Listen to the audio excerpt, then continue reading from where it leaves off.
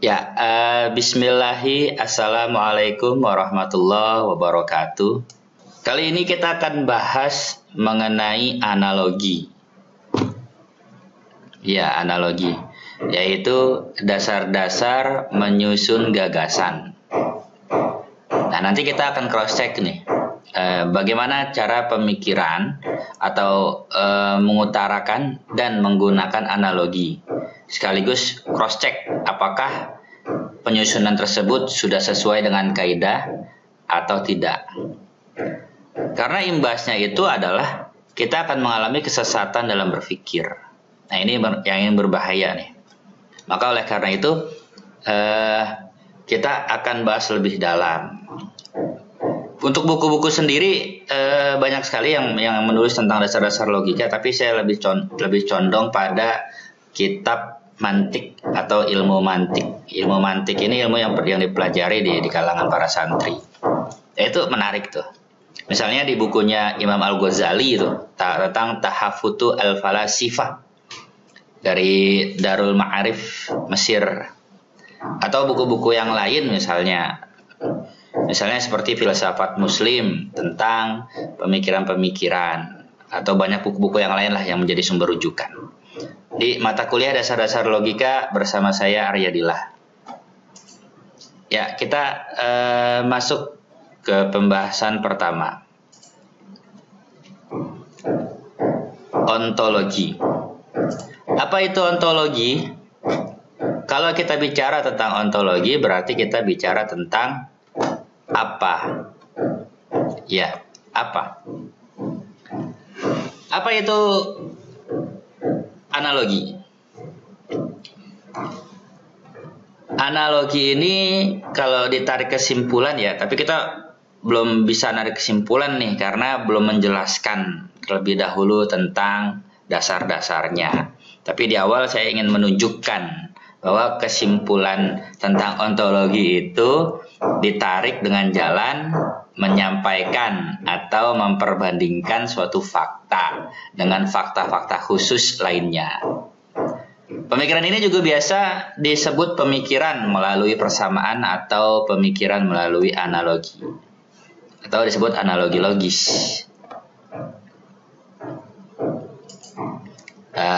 Misalnya saya ingin buat contoh kasus nih, contoh analogi. Misalnya contoh pertama, ayah saya penyayang, premis minor. Kemudian Tuhan Yang Maha Esa memiliki sifat Maha Penyayang. Kemudian ayah saya memiliki sifat Tuhan. Ini seringkali kita temukan di berbagai jejaring sosial tentang status atau quotes hari ini, gitu kira-kira. Saya ingin ngambil kasus itu untuk dijadikan contoh analogi, nah gitu kira-kira. Kira-kira kesimpulan yang dibuat ini sudah sesuai dengan kaidah atau belum? Atau justru menimbulkan kesesatan? Kemudian yang kedua, contoh yang kedua. Kamu bersin. Nah, ini premis minor nih. Pasien penderita COVID-19 menular dengan cara ada cairan yang disemprot keluar dari hidungnya atau dari mulutnya. Nah, itu premis mayor tuh. Kesimpulannya adalah kamu menderita COVID, jangan dekati aku. Kira-kira dari kedua analogi ini penalarannya sesuai atau keliru? Ini sering ini kita dapati di berbagai tulisan-tulisan. Seperti yang kita ketahui bahwa cara menyusun analogi itu mesti menggunakan serangkaian metode. Seperti di minggu-minggu awal yang sudah kita bahas tentang induktif, tentang deduktif dan lain sebagainya. Bagaimana menyusun hipotetikal dan lain sebagainya tuh. Itu sudah pernah tuh kita bahas tuh di awal tuh. Ini sinyalnya nih. Aduh. Iya. Oke. Masuk. Nanti. Satu. Iya. Oke, masuk. Nah, ini slide yang ketiga. Slide yang ketiga ini kalau kita lihat ya, tentang pengertian-pengertian analogi, bahwa analogi itu kalau dalam bahasa Indonesia adalah kias. Kias itu dalam bahasa Arab berawal dari kata kasya, mengukur, kemudian membandingkan. Analogi adalah suatu perbandingan yang mencoba membuat suatu gagasan terlihat benar dengan cara membandingkannya dengan gagasan lain yang mempunyai hubungan dengan gagasan yang pertama. Jadi Anda kalau menyusun analogi itu membandingkannya harus setara tuh. Jangan sampai ketika nanti kita menyusun analogi, perbandingan contohnya itu tidak setara. Nah, itu bahaya tuh. Seperti minggu lalu sudah saya buat tuh contoh analogi. Misalnya tentang surga dan neraka. Kekekalan surga dan neraka dengan kekekalan Tuhan. Itu bagaimana tuh menyusunnya tuh? Apakah itu ada bangunan contohnya itu pincang atau tidak? Setara atau tidak? Nah, ini dalilnya nih. Dalilnya dari Imam Al-Ghazali, dia bilang bahwa kias bayan ma'ani. Nah, itu ada kias bayan ma'ani. Kias bayan ma'ani ini di dalam Bunyah Al-Arabi itu menjelaskan tentang banyak-banyak kias-kias tuh. Biasanya kias-kias ini dibicarakan oleh para fuqaha, para mutakalim, giat sekali tuh mengkias-kiaskan suatu permasalahan, sehingga dari sanalah lahir sebuah hukum-hukum tuh dikenal dengan istilah hukum Islam. Maka sumber-sumber hukum Islam itu salah satunya adalah kias. Tapi ada yang lain yang tidak menggunakan kias. Tapi oke, kita tidak bahas ke sana. Atau saya hapus aja ya bahasa Arabnya ya. Dalilnya adalah dari Imam Al-Ghazali. Nah, gitu kira-kira. Ini nggak bisa dihapus ini. Sudah, kita langsung aja deh.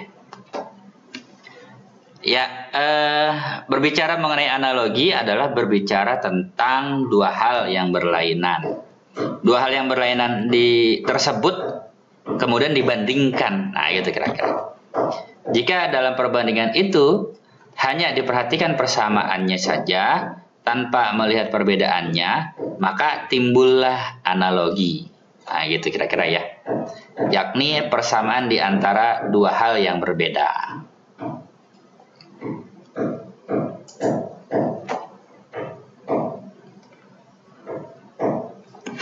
Analogi ini merupakan salah satu teknik dalam proses penalaran induktif, yaitu proses penalaran dari satu fenomena menuju fenomena lain. Tapi ingat, dengan yang sejenis, yang setara, yang sama, gitu perbandingan. Kalau membandingkan begitu. Apabila Anda membandingkan suatu peristiwa, perkara, jika tidak seimbang, maka hasilnya pasti akan pincang tuh, atau berat sebelah. Jika berat sebelah, maka dampaknya adalah penarikan kesimpulan yang tidak sesuai. Nah, itu. Seperti contoh yang tadi sudah saya bahas tuh. Ya, pernyataan yang tidak seimbang itu akan menyebabkan kekeliruan dalam menyusun kesimpulan. Misalnya yang tadi tuh ada ayah, kemudian ada Tuhan Yang Maha Esa, kemudian kesimpulannya adalah ayah saya memiliki sifat Tuhan. Kalau dari sisi batin, maksud saya yang Jadi gini, jadi kalau misalkan melihat disiplin ilmu itu berdasarkan fakta empiris, kemudian ada berdasarkan yang lain. Seperti teknik menemukan pengetahuan. Teknik menemukan pengetahuan seperti minggu lalu yang sudah kita bahas itu ada 4. 1, Anda menggunakan rasional. Kemudian kedua, Anda menggunakan empiris. Kemudian yang ketiga, Anda menggunakan intuisi. Keempat, Anda menggunakan firman-firman Tuhan. Anda mau pakai model yang mana tuh? Kalau mau digabungkan silahkan. Saya lebih senang menggabungkan tuh. Maka secara empiris, ketika kita menyaksikan sesuatu yang bisa dibandingkan di dunia nyata, artinya bisa disentuh, bisa dilihat, nah gitu ya kira-kira ya. Maka itu semua harus setara. Jika tidak setara, maka akan terjadi pincang tadi. Yang tadi misalnya pernyataan yang tadi itu, kenapa bisa dikatakan keliru atau salah? Karena salah satu sebabnya adalah konklusi tadi membandingkan sesuatu dengan sesuatu lain yang tidak setara. Sebab Tuhan yang Maha Esa dan Ayah itu tidak bisa kita bandingkan. Karena yang satu makhluk, yang satu kholik. Antara makhluk dan kholik, laisa kamitslihi syai'un, tidak dapat diperbandingkan atau tidak dapat disamakan. Maka tidak tepat untuk menyandingkan. Nah, gitu kira-kira. Gitu kira-kira ya. Inilah kemudian disebut, biasanya kekeliruan seperti ini di dalam ilmu mantik itu disebut dengan mughalathah. Nah, ini kajian-kajian ilmu mantik waktu pesantren, saya jadi kepikiran di pesantren ini. Kesalahan-kesalahan penalaran dapat disebabkan dari pemilihan terminologi yang salah. Nah, gitu kira-kira. Adapun kesalahan relevansi juga bisa diakibatkan dari pemilihan premis yang tidak tepat atau pengambilan kesimpulan yang salah. Salah satu kesalahan yang sering dilakukan adalah membandingkan sesuatu yang tidak setara. Kalau di dalam bahasa Arab itu kita mengenal dengan istilah kias, yaitu silogisme, yang artinya menyamakan, mengukur, atau membandingkan. Nah, ini terminologinya gini. Seperti saat ini yang kita mencoba untuk membandingkan tuh antara kholik dan makhluk, itu jelas tidak setara. Kemudian kembali ke soal kias, sebenarnya ada banyak definisi terkait tentang kias. Namun secara umum, kias ini bermakna menetapkan hukum suatu kejadian yang tidak ada dasar nasnya. Lafaz yang petunjuknya tegas dengan makna yang dimaksud dengan cara membandingkan dengan suatu kejadian yang lain. Misalnya kita ingin mengetahui hukum haram tidaknya narkotika. Misal ya, kita mencoba menganalogi. Kita menganalogikan antara narkotika dengan khamar atau dengan minuman keras, khamar. Kita membandingkan antara narkotika dengan khamar tadi. Kalau dilihat dari ilatnya, sifatnya yang sama, mereka itu sama-sama memabukkan dan dapat merusak akal. Karenanya ditarik kesimpulan bahwa menggunakan narkotika itu hukumnya haram. Sama seperti hukumnya meminum khamar. Nah, itu kira-kira tuh. Jadi membandingkan itu. Maka kias ini bisa dijadikan sebagai rujukan sumber-sumber hukum di dalam Islam. Tapi ingat, perlu ada metodenya.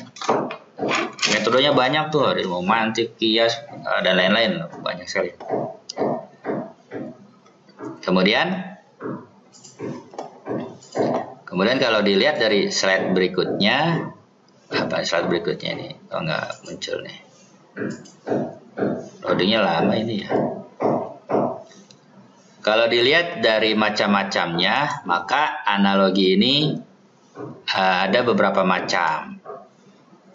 Satu, analogi induktif. Perlu diketahui bahwa analogi itu dimulai dari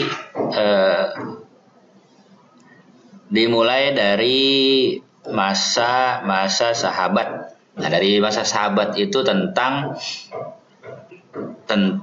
dalil hukum Islam. Misalnya seperti para sahabat ketika memilih siapa yang menjadi pemimpin pada waktu itu. Pemimpinnya adalah Khalifah Abu Bakar Siddiq. Nah, mereka berselisih pendapat soal siapa pemimpin pada waktu itu. Sehingga ada beberapa yang mengatakan bahwa disitulah letak pertama kali qiyas sudah mulai diterapkan. Para sahabat menyetujui penggunaan analogi. Demikian juga para fuqaha. Fuqaha ini masalah analogi telah menyebabkan banyak sekali pertentangan. Sehingga perlu ada pertimbangan hukum-hukum yang menjadi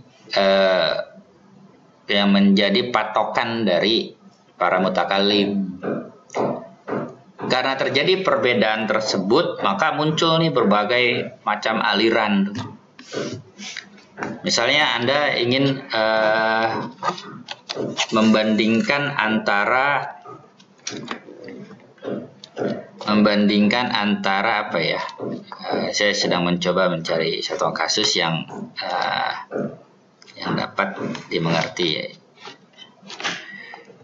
Misalnya tentang Tuhan. Di manakah Tuhan? Nah, di dalam referensi-referensi lainnya dinyatakan ia dekat dengan urat nadi. Dia ada di atas arsy. Kemudian ada yang menjustifikasi bahwasanya kalau di atas arsy berarti di atas kursi singgasana, maka dinyatakan di sana bahwa Tuhan itu ada di atas arsy, atas kursi. Kemudian dianalogikan kursi itu seperti kursi yang sedang saya duduk ini. Ini kursi nih. Di belakang saya ini ada kursi. Kemudian dianalogikan bahwa Tuhan itu duduk di atas kursi seperti duduknya saya. Nah, ini adalah kekeliruan dalam membuat analogi. Mengapa kekeliruan? Karena antara khalik dan makhluk itu berbeda. Sama seperti minggu lalu yang sudah saya berikan contohnya antara kekekalan surga dan neraka dengan kekekalan Tuhan.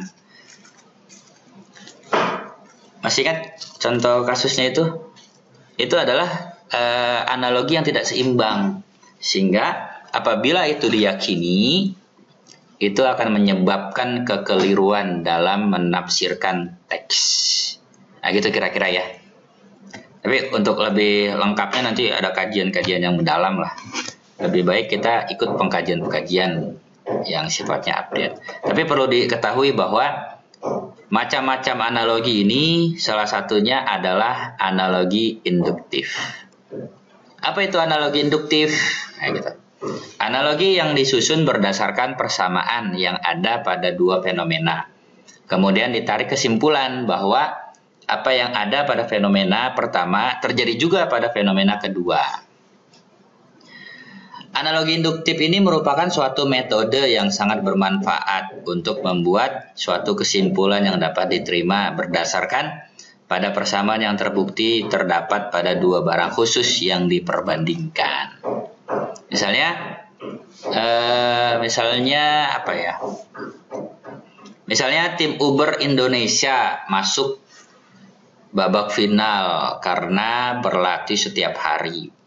Karena dia berlatih setiap hari, maka dia masuk final.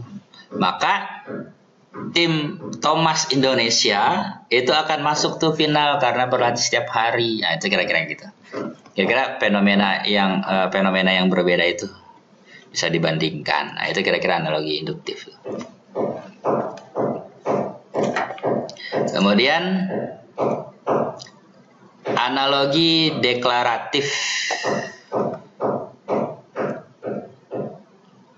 Analogi deklaratif ini adalah analogi yang merupakan metode suatu yang menjelaskan atau menegasikan bahwa sesuatu yang belum dikenal atau masih samar dengan sesuatu yang sudah dikenal. Cara ini sangat bermanfaat karena ide-ide baru menjadi dikenal dan dapat diterima apabila dihubungkan dengan hal-hal yang sudah kita ketahui atau kita percayai atau kita yakini. Nah, itu sih contoh analogi-analogi yang tadi. Atau ada yang lebih ekstrim lagi. Misalnya tentang penciptaan. Tentang penciptaan. Karena kan dalilnya gini, kullu syai'in sababun, setiap segala sesuatu maka ada sebabnya. Maka apakah penyebab pertama itu ada yang menyebabkan? Nah gitu kira-kira. Kira-kira ada gak tuh penyebab utama dari segala penyebab? Nah, misalnya Anda lapar sebabnya karena belum makan sebabnya karena subsidinya nggak ada, kita di lockdown tapi subsidinya nggak dikasih, katanya listriknya gratis tapi sampai sekarang saya belum merasakan nih listrik gratis. Itu sebab. Nah pertanyaannya adalah penyebab awal itu adakah yang menyebabkan? Kenal dengan istilah prima causa. Penyebab dari segala penyebab itu dikenal dengan istilah prima causa. Siapa yang menyebabkan ini, siapa yang menyebabkan ini, dan akhirnya endingnya pada ke Tuhan. Nah gitu kira-kira ya. Cara ini sangat bermanfaat. Analogi-analogi yang tadi sudah saya berikan contoh itu sangat bermanfaat karena fenomena-fenomena itu yang tadinya tidak dikenal menjadi dikenal. Nah, gitu kira-kira. Tapi ini jangan dianggap sebagai subhat atau bid'ah lah. Karena nanti bid'ah dibilang dolalah lagi. Nanti semua bid'ah dikira dolalah. Padahal tidak semua pembaharuan itu adalah keliru. Tidak semuanya. Nah gitu ya kira-kira ya. Ya, ini adalah dasar-dasar logika, bukan ilmu mutakallim. Nanti kalau bicara soal ilmu mantik atau lain sebagainya, di lain soal nanti dah. Ya, misalnya analogi yang deklaratif itu adalah penyelenggaraan negara yang baik diperlukan sinergitas lah antara kepala negara dengan warga negaranya. Sebagaimana manusia, untuk mewujudkan perbuatan yang benar diperlukan sinergitas antara akal dan hati.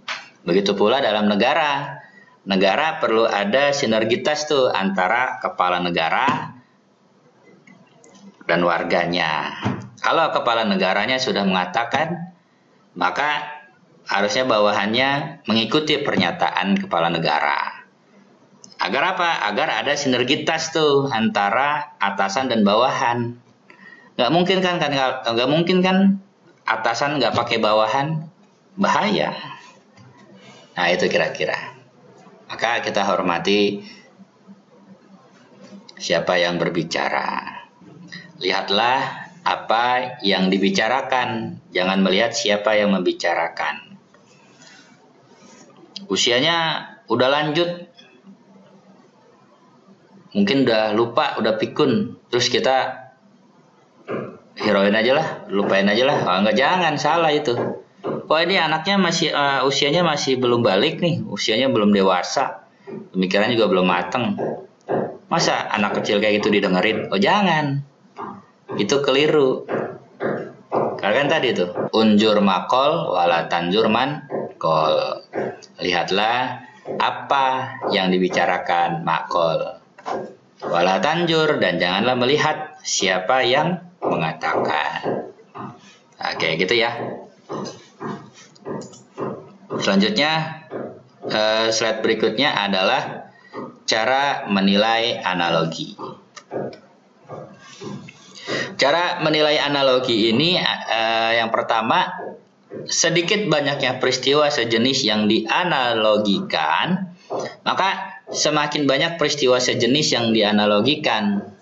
Jadi semakin besar pula taraf kepercayaannya. Anda sering tuh bikin analogi baru yang belum pernah didengar.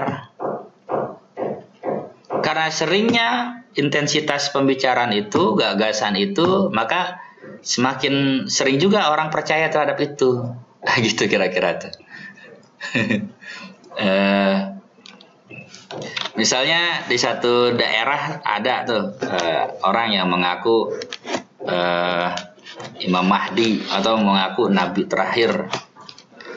Karena dia sering bicara dengan teman-temannya, kemudian teman-temannya juga percaya, sehingga lama-lama pembicaraan itu dianggap suatu kepercayaan, sehingga lama-lama semakin yakin. Sehingga yakin, orang menjustifikasi, wah ini benar ini. Nabi terakhir, wah ini benar ini. Imam Mahdi udah datang. Begitu di cross check ternyata dia punya kerajaan. Kerajaan namanya kerajaan ubur-ubur. Nah, gitu kira-kira tuh. Jadi semakin banyak peristiwa sejenis yang dianalogikan, maka semakin banyak pula peristiwa sejenis yang dianalogikan, sehingga semakin besar pula taraf kepercayaannya. Kemudian yang B, sedikit banyaknya aspek-aspek yang menjadi dasar analogi, semakin besar taraf kepercayaannya. Nah, misalnya flash disk yang baru saja saya beli di sebuah toko, flash disk itu juga dibeli. Tentu awet dan tidak mudah terserang virus. Karena flash disk yang dulu dibeli di toko A juga sama dibeli oleh teman saya di toko A juga. Analogi menjadi lebih kuat karena saya menegaskan ada jumlah harga di dalamnya, ada mereknya, ada kapasitasnya. Kemudian begitu diuji coba, flash disk dijatuhin. Tuh, kuat kan flash disknya? Nah, sehingga makin yakin kepercayaannya itu bahwa flash disk itu bagus. Padahal tidak bagus. Nah, gitu kira-kira. Jadi aspek-aspek yang menjadi dasar logika itu semakin sering dibicarakan, maka semakin tinggi juga. Ini bahaya nih. Nanti tingkat bahayanya saya akan jelaskan. Di mana letak bahayanya itu. Kemudian yang C, sifat dari analogi yang kita buat semakin rendah. Taksiran analoginya semakin kuat analogi itu. Nah gitu. Yang D, paham ya maksudnya ya, sifat dari analogi yang kita buat semakin rendah taksiran yang dianalogikan, semakin kuat juga analogi itu. Misalnya gini, siapa ya, misalnya si Fulan duduk di kelas unggulan, dia mampu menyelesaikan soal fisika dalam waktu 60 menit. Kemudian kita menyimpulkan bahwa si dia itu cerdas karena mampu menyelesaikan soal tadi dalam waktu singkat. Maka analogi ini akan lebih kuat jika kita mengatakan bahwa si Fulan mampu menyelesaikan soal fisika dalam waktu 50 menit.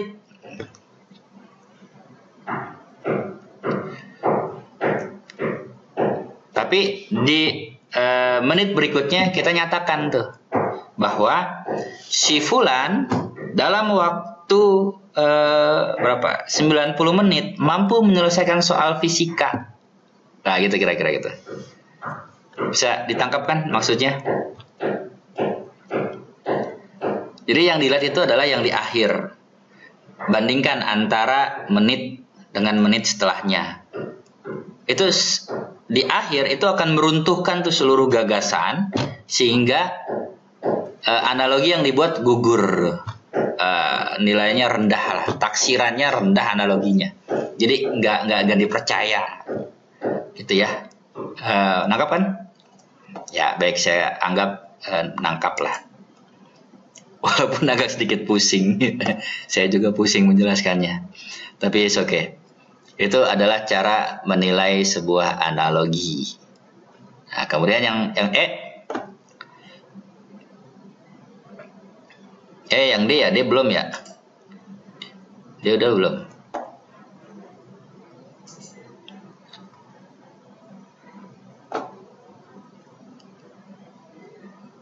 D. Mempertimbangkan ada tidaknya unsur-unsur yang berbeda pada peristiwa yang dianalogikan.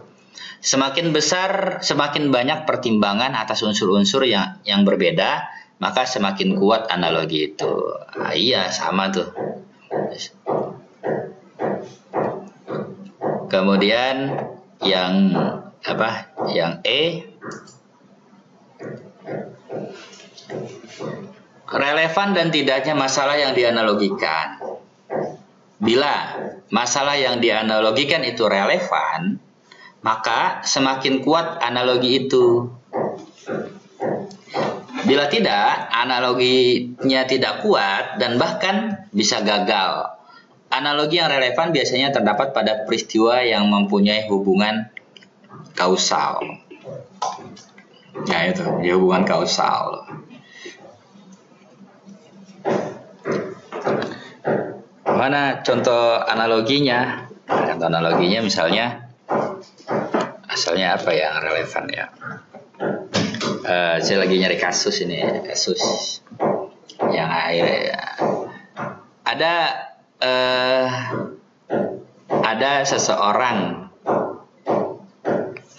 seseorang yang tinggal di suatu wilayah. Di satu wilayah itu terkena imbas peraturan bahwa pada waktu tertentu daerah ini harus digusur. Sudah pasti itu ya, yang namanya digusur sudah pasti ada kompensasi. Karena ada kompensasi, maka ia pun dibayar. 1 meter tanah harganya 30 juta. Dia punya tanah 50 tuh. Karena punya tanah 50, maka dia dibayar tuh. Ya. Sehingga dibayar, dan akhirnya orang itu agak bingung tuh menggunakan uangnya. Buat apa nih uangnya? Belum pernah nerima uang sebanyak itu soalnya. Maka ia konsultasi tuh ke ahli lah, ke tokoh lah, tokoh masyarakat lah, Pak RT pada waktu itu. Dia tanya, Teh, ini saya punya uang sebanyak ini mau diapain ini ya? Lah, tanya, nggak tahu lah, masa nanya gua, katanya gitu. Tanya sama tokoh agama tuh, tanya Pak Ustadz tuh, udah ada Pak Ustadz tuh, tanya Pak Ustadz. Tanya, Pak Ustadz, saya punya uang nih Pak Ustadz, buat apa ya Pak Ustadz kira-kira ya? Udah buat pergi haji. Akhirnya si Fulan ini pergi haji itu. Akhirnya pergi haji. Kebetulan waktu itu dia mau pergi haji itu. Dia pergi haji, dia dari Eropa terbang tuh sana. Kemudian pergi haji. Selepas pulang dari haji, orang-orang pada menjustifikasi itu. Pak Haji, wah semuanya pada manggil Haji itu. Pak Haji. Karena semua orang memanggil Haji, maka tersematlah bahwa dia orang yang ahli dalam hal agama. Gelarnya udah Haji, pakai peci. Padahal belum tentu pengetahuannya tentang agama banyak. Jadi pakaian tidak mencerminkan pengetahuan agama. Perilaku juga tidak mencerminkan agama seseorang. Maka jangan melihat kualitas agama berdasarkan dari pemeluknya. Mengapa? Karena kalau lihat dari pemeluknya itu bisa keliru. Nah, kita lanjutkan tadi contoh kasus Pak Haji tadi tuh. Gak lama Pak Haji menerima uang, dia pergi haji, kemudian pulang, kemudian dapat gelar haji, istrinya meninggal. Istrinya meninggal, Pak Haji ini nggak tahu nih harus mau diapain nih.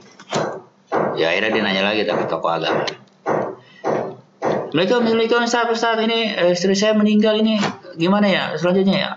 Udah umumin, kemudian bikin pengajian. Maka besok diundang tuh warga-warga untuk pergi datang tuh ngaji ke rumahnya tuh. Begitu pada tahlilan di sana, pada baca Yasin, kemudian salamun kaulan, begitu salamun kaulan, Pak Hajinya itu yang tadinya ada di dalam kamar karena dia merundung dengan kesedihan yang mendalam. Kemudian dia keluar tuh dari kamarnya. Dia keluar kamarnya ke ruang tamu yang ada ibu-ibu lagi pada ngaji. Kemudian ada jenazah istrinya. Kemudian istrinya dilangkahi tuh sama tuh Haji tuh. Dilangkahi. Sontan warga pada teriak tuh. Ji, istighfar, eling, ji. Warga-warga yang tadinya di luar rumah masuk ke dalam tuh. Ada apa nih? Ini Pak Haji nih. Pak Haji ngangkain jenazah istrinya nih. Wah, pada rame tuh pada waktu itu. Sontan Pak Haji, dan anehnya Pak Haji tadi itu dia malah menenangkan warga tuh yang lagi pada tahlilan. Suasana yang lagi duka begitu. Tiba-tiba Pak Haji tadi bilang, tenang bapak-bapak, ibu-ibu, tenang. Ini pesan almarhumah istri saya ini sewaktu dia masih hidup. Loh, pesannya apa Pak Haji? Orang lagi meninggal lagi ini. Pesan apa emang? Wah, pada nyolot kan orang-orang kan, ya pada sedih lah. Stres kali ini Pak Haji nih.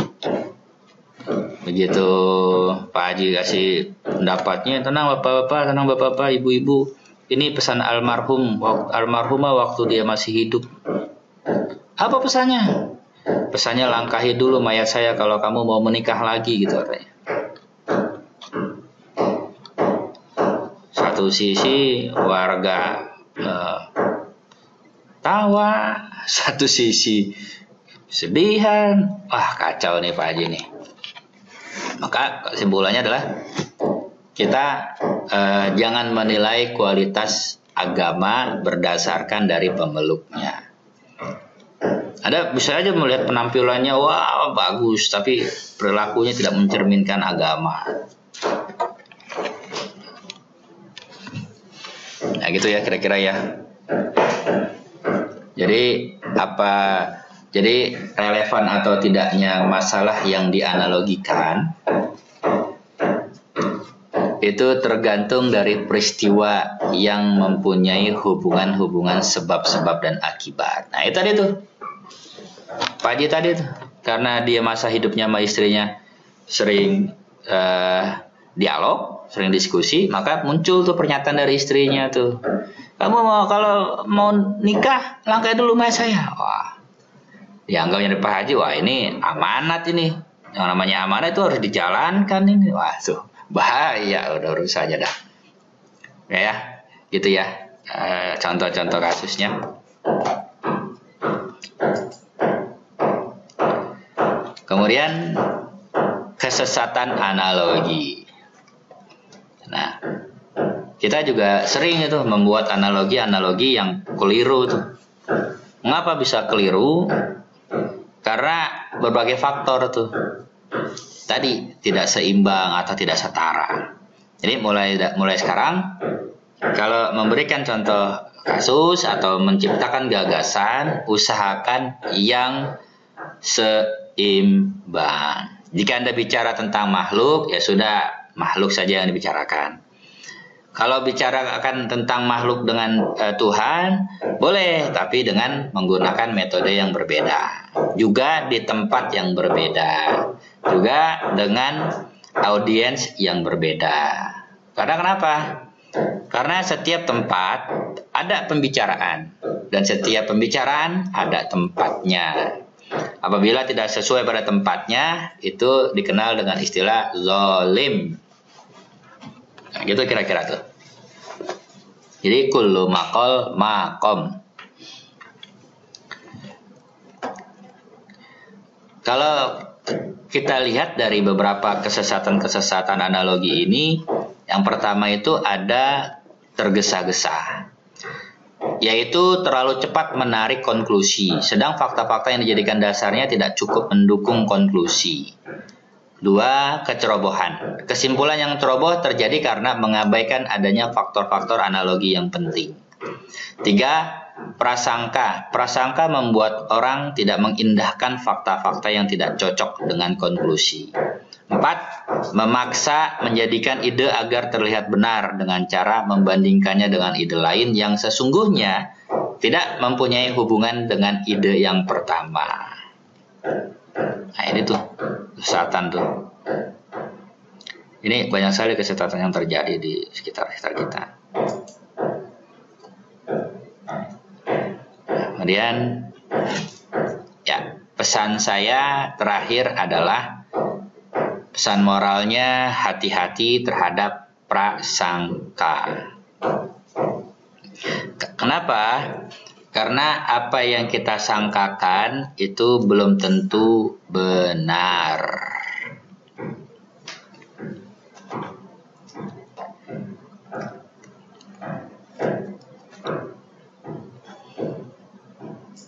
Aku adalah apa yang kamu sangkakan. Nah, ini ada diskusi ini. Saya yang kutip pada diskusi. Oke.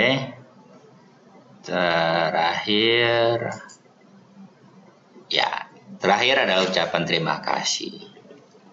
Sampai di sini materi dari saya tentang analogi, penyusunan analogi, macam-macam analogi, dan ciri-ciri kesesatan dalam membuat analogi. Apabila ada kekurangan, ada kelemahan dalam penyusunan materi ini, Anda bisa komen di bawah nih. Ini ada tulisannya di bawah nih. Anda bisa komen juga di bawah. Juga bisa meneruskan kalau misalkan ada salah-salah yang diucapkan. Billahi taufiq wal hidayah. Wassalamualaikum warahmatullahi wabarakatuh.